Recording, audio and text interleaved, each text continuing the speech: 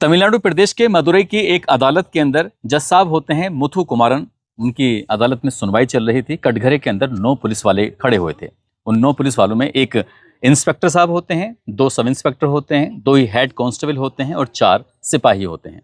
9 police वाले थे और 9 पुलिस वालों में से एक पुलिस वाले की तरफ देखते हुए जज साहब कहते हैं कि आप सोच रहे होंगे कि आपको 14 साल की सजा होगी और 14 साल के बाद एक नई जिंदगी आप जी सकते हैं, यानी कि सलाखों से बाहर निकल सकते हैं। लेकिन ऐसा कुछ भी नहीं होने वाला है, बल्कि ये अदालत इस नतीजे पर पहुंचती है कि इन सभी पुलिस वालों को सजाए मौत का हुक्म सुनाया जाता है और इन्हें फांसी के फंदे पर तब तक लटका के रखा जाए जब तक कि इनके प्राण ना निकल जाएं। पुलिस वालों ने जैसे ही सुना, पुलिस वालों की आंखों में भी आंसू आ जाते हैं। वो भी सोचने पर मजबूर हो जाते हैं कि आखिरकार ऐसा हमने क्यों किया था, यही सोच रहे थे। तभी जज साहब फिर से कहते हैं कि एक बार फांसी के फंदे पर लटकाने के बाद जब इनके प्राण निकल जाएं तो इन्हें फिर से फांसी के फंदे पर लटका कर रखा जाए और ये इत्मीनान किया जाए कि ये बिल्कुल पूरी तरह से मर चुके हैं, यानी कि इन्होंने एक नहीं 2 अपराध किए हैं और दोनों अपराधों की अलग अलग 2 ही सजा दी जाएगी, वो भी मौत की सजा दी जाएगी। इस तरह की बात होती है। अदालत में बहुत सारे पत्रकार भी थे, बहुत सारे वकील भी थे और भी बहुत लोग थे। ये जानना चाहते थे कि आखिरकार 6 साल के बाद जो इस मामले में फैसला आ रहा है तो क्या फैसला होगा, और इस फैसले की गूंज फिर अखबार हो या फिर न्यूज़ चैनल हो या सोशल मीडिया के अलग अलग प्लेटफॉर्म हो, हर जगह वायरल होना शुरू हो जाती है। हर कोई ये जानने में जुट जाता है कि मामला क्या है। दरअसल 10 पुलिस वाले होते हैं, उन्होंने अपनी कस्टडी में बाप और बेटे को रखा था और बहुत बुरी तरह से यातनाएं दी थी और उन्हें इतनी यातनाएं दी थी कि दोनों ही बाप बेटों की मौत हो जाती है। लेकिन उनकी मौत के कुछ दिनों के बाद उन 10 पुलिस वालों में से एक सब इंस्पेक्टर होता है, उसकी कोरोना से मौत हो जाती है। लेकिन बचते हैं 9 पुलिस वाले जिनको सजाए मौत का हुक्म सुनाया जाता है। क्या है इसके पीछे की कहानी, इस कहानी से जानते हैं। आदाब, नमस्कार, सत श्री अकाल। मैं उस्मान सैफी। लॉकडाउन का वो दौर चल रहा था और ये आदेश दिया गया था कि लोग अपने घरों से बाहर ना निकलें, ज़्यादा देर तक दुकानें न खोलें। जो ज़रूरत की चीज़ है उसी के लिए ही दुकानें शॉप खुलेंगी, इसके अलावा नहीं खुलेंगी।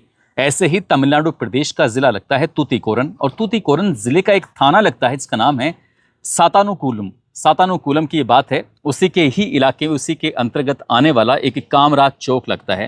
कामराज चौक से कुछ पुलिस वालों का जो दल था, उनके दल ये गश्ती करते हुए निकल रहा था और जैसे निकल रहा था एक मोबाइल की शॉप खुली हुई थी और उस मोबाइल की शॉप का मालिक होता है 59 साल का पी जयराम था। उसके पास में एक कस्टमर यानी ग्राहक खड़ा हुआ है। ग्राहक जैसे ही बात कर रहा था, देखो पुलिस वाले जा रहे हैं और आप इस शटर को थोड़ा सा डाउन कर लो, नीचे कर लो, ताकि पुलिस वाले कुछ ना कहें। तभी उस व्यक्ति को थोड़ा सा गुस्सा आता है। उसने कहा कि इन पुलिस वालों की मेरे सामने तो बिल्कुल भी बात करने की जरूरत नहीं है। चोर ये, लुटेरे ये, डाकू ये, ऐसा कौन सा अपराध है ये पुलिस वाले जो नहीं करते हैं। वो जज्बात में आने के बाद, जोश में आने के बाद उस दुकानदार ने, उस मोबाइल की शॉप के मालिक ने कुछ ऐसी ही बात कर दी।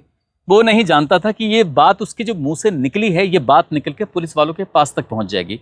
और ये बात पुलिस वालों के पास तक पहुंच गई थी और जिस रूप में बोली गई थी उससे भी भयानक रूप में वहां तक जब पहुंचाई जाती है तो ये थानेदार होता है, थानेदार को बहुत ज्यादा गुस्सा आता है। यानी कि सातानुकूलम का जो थानेदार होता है, इंस्पेक्टर श्रीधर को बहुत ज्यादा गुस्सा आता है। उसकी ईगो हर्ट हो जाती है।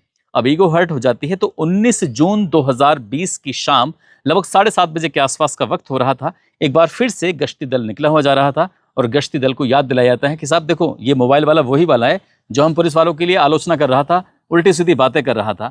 पुलिस वाले उसे खींचते हुए दुकान के अंदर से सीधा लेके आ जाते हैं थाने में, और थाने में लाने के बाद उसको शुरुआत में तो बैठा दिया जाता है।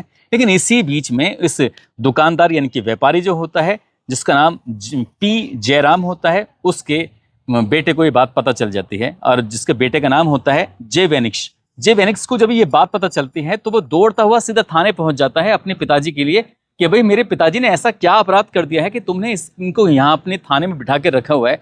पुलिस वालों से जब बेटा पूछता है तो पुलिस वाले कहते हैं कि हमने एक टाइम दिया हुआ है कि दुकान इतनी देर तक खुलेगी, लेकिन इसने ज़्यादा देर तक खोली हुई है। हमने पहले भी चेतावनी दी थी लेकिन ये मानता नहीं है, बदमाशी कर रहा था, बहुत ज़्यादा बकवास कर रहा है। बस इतना था कि पुलिस वालों ने एकदम बेटे के सामने बाप को पीटना शुरू कर दिया और जैसे ही बाप को पीट रहे थे तो बेटे को भी गुस्सा आता है। कहता है कि इतना बड़ा अपराध तो कर नहीं दिया है कि तुम इन्हें बेवजह मार रहे हो, पीट रहे हो, देर तक दुकान खोल दी है तो कोई बहुत बड़ा अपराध नहीं हो गया है।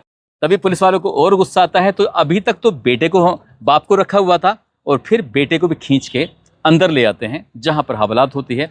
अब हवालात के अंदर बाप को भी पीट रहे थे, बेटे को भी पीट रहे थे। इस थाने के अंदर लगभग 10 पुलिस वाले जो होते हैं, उन 10 पुलिस वालों में जो भी आ रहा था अपना हाथ साफ कर रहा था। अब ये बात इस जो बाप और बेटे हैं इनके परिवार वालों को पता चल जाती है, जो आसपास के लोग होते हैं उन्हें पता चल जाती है। वो थाने में अंदर आने की जब कोशिश कर रहे थे तो पुलिस वालों ने बाहर रोक दिया कि आप यहीं रुके रहो।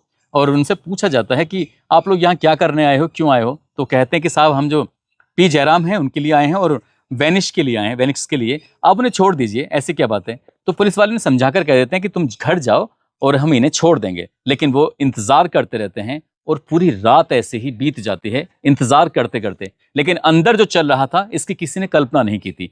बाप और बेटे को वो पीट रहे थे, जब पीटते पीटते जब और मन कर रहा था तो उनके शरीर पर सिर्फ और सिर्फ अंडरवियर बचा था। और अंडरवियर बचने के बाद जब पूरी नग्न अवस्था में हो जाते हैं तब उनको उल्टा करके मेज पर लिटाया जाता है। लिटाने के बाद फिर उन्हें डंडे से पीटा जाता है, खूब पीटा जाता है, कूल्हे पे पीटा जाता है, पीठ पे पीटा जाता है, टांगों पे पीटा जाता है। वो हिले ना डुले ना, इधर से उधर ना छटपटाएं। तो उनके पुलिस वालों ने हाथ पकड़े हुए थे, पैर पकड़े हुए थे और यातनाएं इसी तरह से दी जा रही थी। उधर बाहर परिवार वाले इंतजार कर रहे हैं कि अब छूटेंगे, अब छूटेंगे, लेकिन वो छूटने की स्थिति में आते नहीं है। पूरी रात ऐसे ही गुजर जाती है। जब उनके शरीर से ब्लड बहने लगता है, खून बहने लगता है, तो इसी बीच में पुलिस वालों ने जब आराम लिया, आराम लेने के बाद उनसे कहा कि जितना भी फर्श पर ये खून फैला हुआ है ना, इस खून को जितनी जल्दी साफ करोगे और बिना किसी शोर शराबे के साफ करोगे उतना ही तुम्हारे लिए अच्छा होगा। अगर तुमने चीखने चिल्लाने की कोशिश की तो जैसे अभी पिटे थे फिर दोबारा से पिटाई तुम्हारी होनी शुरू हो जाएगी। इस तरह की बात जब बाप और बेटे को पता चलती है तो वो डरे हुए, सहमे हुए, घबराए हुए, क्योंकि अब उन्हें शायद बचाने के लिए कोई आने वाला तो था नहीं, और जो बचाने वाले थे वो कोशिश कर रहे थे, वो बाहर बैठे हुए थे, उनकी चल नहीं रही थी। बाप और बेटे ने जो फर्श पर ब्लड फैला हुआ था उसको साफ किया। साफ करने के बाद जो कपड़े थे उन कपड़ों को पहन लिया, लेकिन जो ब्लड शरीर से निकल रहा था वो तो निकल ही रहा था, और जो कपड़े पहनते हैं उसके बाद फिर वो ब्लड उन पर भी लगने लगता है। दिन निकल आता है और जैसे ही दिन निकलता है तो उसके बाद एक सफाई कर्मचारी को बुलवाया जाता है और जगह जगह जो ब्लड फैला हुआ था उस ब्लड को पूरी तरह से साफ किया जाता है, बिल्कुल स्वच्छ कर दिया जाता है। यहाँ से बाप और बेटे को जब हॉस्पिटल लेके जा रहे हैं, परिवार के लोग बाहर ही इंतजार कर रहे हैं, तो परिवार वालों की नजर पड़ जाती है जो बेटा होता है उसकी पैंट पर, पैंट खून से लथपथ थी, बिल्कुल गीली पड़ी हुई थी, और जो बाप होता है उसने धोती पहनी हुई थी और उसका भी रंग बिल्कुल खून की वजह से बदल चुका था। यानी कि बाप और बेटे की जो मार पिटाई ज्यादा हुई थी उसकी वजह से उनके जो ब्लड वहां फर्श पे तो गिरा था, यहाँ कपड़ों पे भी गिर जाता है।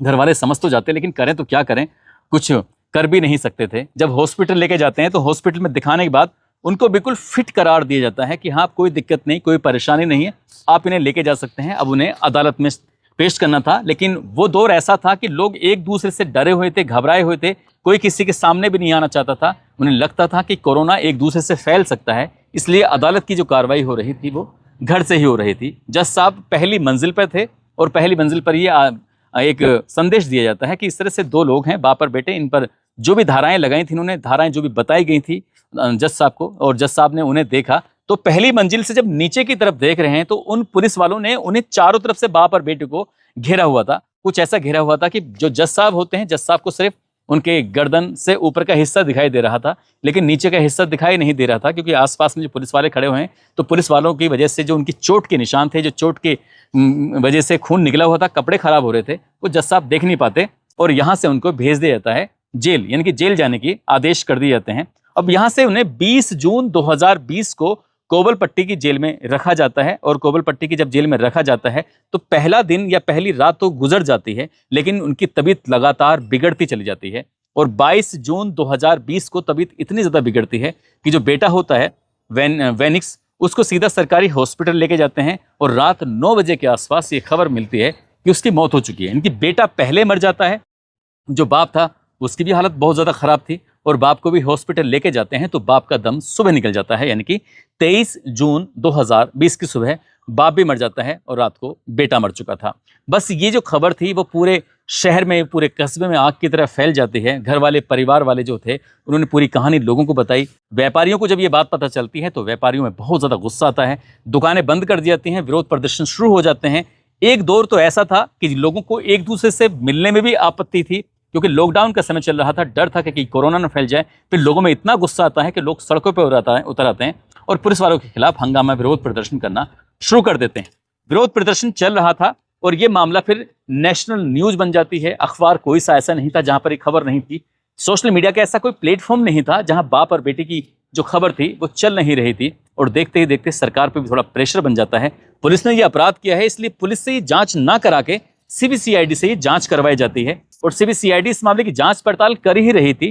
तभी 24 जून 2020 को मद्रास हाई कोर्ट की जो मदुरै बेंच होती है वो बेंच इस मामले को संज्ञान ले लेती है और संज्ञान लेने के बाद कहती है कि इस मामले की जांच जो होगी वो सीबीआई करेगी। अब सीबीआई को जांच सौंपी जाती है 28 जून 2020 को। अब सीबीआई इस मामले की जांच पड़ताल करने में जुट जाती है और यहाँ पर एफआईआर दर्ज होती है। जो एसएचओ होता है, इंस्पेक्टर का नाम एस श्रीधर होता है, sub inspector P Raghu Ganesh होता है, के बालकृष्णन और पालू दरे, ये 3 सब इंस्पेक्टर होते हैं, एक इंस्पेक्टर होता है। हेड कांस्टेबल 2 होते हैं, एक एस मरुगन और ए समादुरई। साथ ही इसमें 4 कांस्टेबल भी होते हैं, S Chelladurai, X Thomas Francis, S Vel Muthu और एम मधुराजा। तो इन 10 पुलिस वालों के खिलाफ एफआईआर दर्ज कर दी जाती है और एफआईआर दर्ज करने के बाद सबसे पहले इनको सस्पेंड किया जाता है। सस्पेंड करने के बाद इनको गिरफ्तार किया जाता है और गिरफ्तार करने के बाद उनको जेल भेज दिया जाता है। और जब ये जेल में थे तो इसी बीच में अगस्त 2020 की बात है, सब इंस्पेक्टर जो होता है जिसका नाम पालू दरई होता है, उसकी कोरोना से मौत हो जाती है। और जैसी मौत होती है तो 10 पुलिस वालों में से बचते हैं 9 पुलिस वाले। कहानी आगे बढ़ जाती है।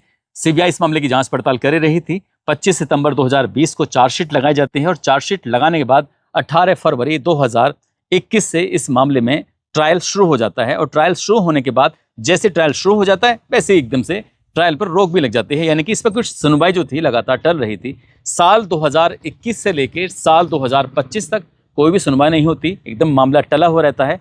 लेकिन जुलाई 2025 की बात है, जो इसमें मुख्य आरोपी होता है, उस मुख्य आरोपी ने कहा कि मैं इस मामले का सरकारी गवाह बन जाऊंगा, उस रात की जो कहानी है उस कहानी को पूरी बताऊंगा और मुझे सरकारी गवाह बना लीजिए और जो भी होगा वो देखा जाएगा। उसने एक याचिका डाली, लेकिन अदालत ने उसकी याचिका को सुनते हुए उसको खारिज कर दिया और खारिज करते उसको ये कहा कि तुम पूरी सजा के हकदार हो, तुम थाने के इंचार्ज थे, मालिक थे, तुम जैसा चाहते वैसा हो जाता, तुम चाहते तो दोनों बाप और बेटे किसी भी कीमत पर मारे नहीं जाते, इसलिए तुम सरकारी गवाह बनकर इस पूरे रास्ते से बाहर निकलने की कोशिश कर रहे हो, ऐसा नहीं हो पाएगा। ऐसा होता भी नहीं है। और नवंबर 2025 की ही बात है, फिर अदालत की तरफ से एक आदेश दिया जाता है कि महज 3 महीने के अंदर इस मामले की जो सुनवाई है, ट्रायल है, वो खत्म किया जाए, इसको ज़्यादा लंबा ना खींचा जाए।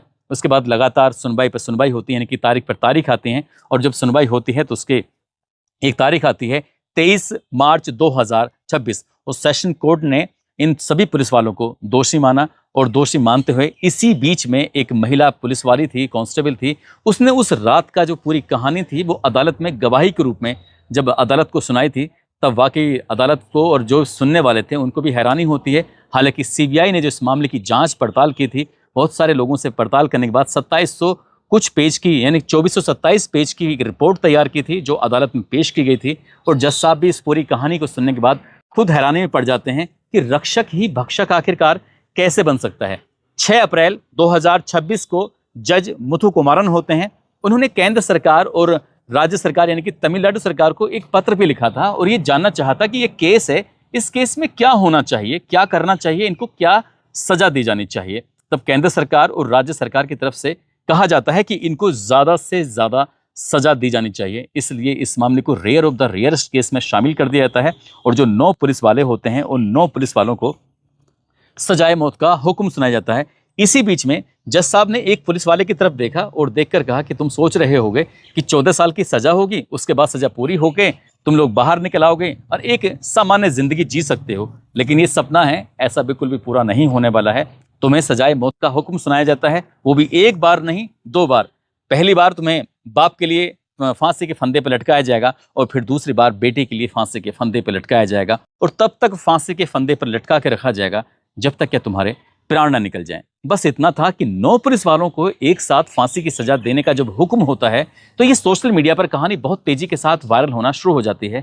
सभी लोग जानने में जुट जाते हैं कि पूरी कहानी क्या है और जब पूरी कहानी के बारे में पता चलता है तो लोगों को इस बात पर बड़ा दुख हो रहा था, अफसोस हो रहा था कि पुलिस वाले इन्हें रक्षा के लिए बनाया जाता है। एक जरा सी बात पर पुलिस वालों को जब बोल दिया जाता है, अक्सर पुलिस वालों को पीठ पीछे तो बहुत गालियां देते हैं लोग। अगर पुलिस वाले अपनी ही तारीफें, अपनी ही बातें पीठ पीछे लोगों के सुन लें कि हमारे बारे में लोग क्या कहते हैं, तो फिर तो सभी लोगों को ये मार मार के उनकी हत्या कर देंगे। कस्टडी में जिस तरह से बाप और बेटे की हत्या की गई थी, इसलिए अगर अच्छे काम करेंगे तो सभी लोग तारीफ भी करेंगे। हालांकि हर पुलिस वाले एक जैसे भी नहीं होते हैं, अच्छे भी पुलिस वाले होते हैं, बुरे भी होते हैं, लेकिन बुराई ज़्यादा होती है कि पुलिस वालों की अच्छाई थोड़ा कम होती है।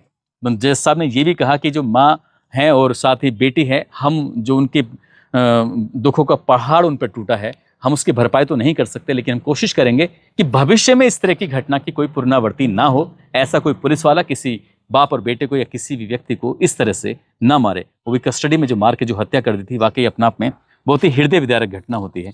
दोस्तों, इस पूरे घटनाक्रम को सुनाने का उद्देश्य किसी को परेशान करना नहीं है, किसी का दिल दुखाना नहीं है, बल्कि आपको जागरूक करना है, आपको सचेत करना है। आपको ये बताना है कि पुलिस वाले जिस तरह से समाज की सेवा करने की कस्में खाते हैं, अगर काश वो अपनी उस सेवा के साथ ही रहें, उस कसम के साथ ही रहें, जो ईमानदारी की शपथ लेते हैं उसके साथ रहें, तो सबको इंसाफ मिलेगा और ये पुलिस वालों की जो कुछ इस तरह की बुराई होती है वो बुराई भी नहीं होगी।